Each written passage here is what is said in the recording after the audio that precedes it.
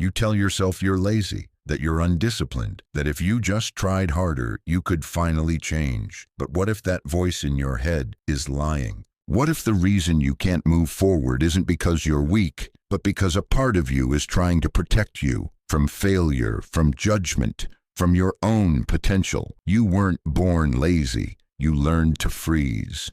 Maybe it started when you were young, when trying too hard meant disappointment, when expressing yourself brought punishment, or when being visible made you vulnerable. So your brain adapted. It learned to shut down before you could be shut out. And now, every time you try to change, that same ancient alarm system flares up, not in the form of fear, not in the form of panic, but in the quiet, crushing weight of stillness. You call it procrastination, but deep down, it's protection. See, laziness isn't a personality trait. It's a symptom of emotional weight you haven't been able to name, a symptom of inner conflict between the part of you that wants to evolve and the part of you that thinks evolution means danger. Because in the past, striving made you vulnerable, and your brain, it never forgot. That's why motivation fades the moment you start. That's why your goals excite you in the morning and suffocate you by night. Your brain doesn't want to grow. It wants to survive. And growth means stepping into the unknown, stepping into rejection, stepping into the terrifying idea that you might give your all and still not be enough.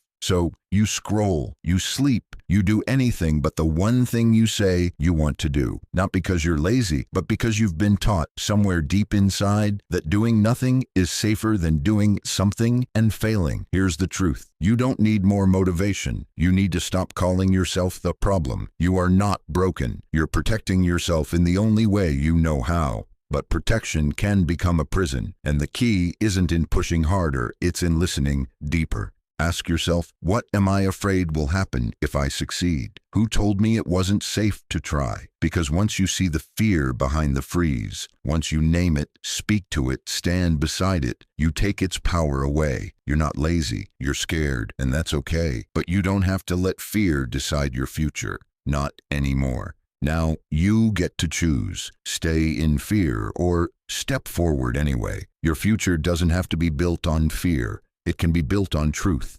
Thanks for watching. If this video hit something deep, you're not alone, and you don't have to keep carrying it in silence. If you found value here, consider subscribing. There's more coming, more truth, more uncomfortable questions, and more clarity. Drop a comment if this spoke to you. Share it with someone who needs to hear they're not broken.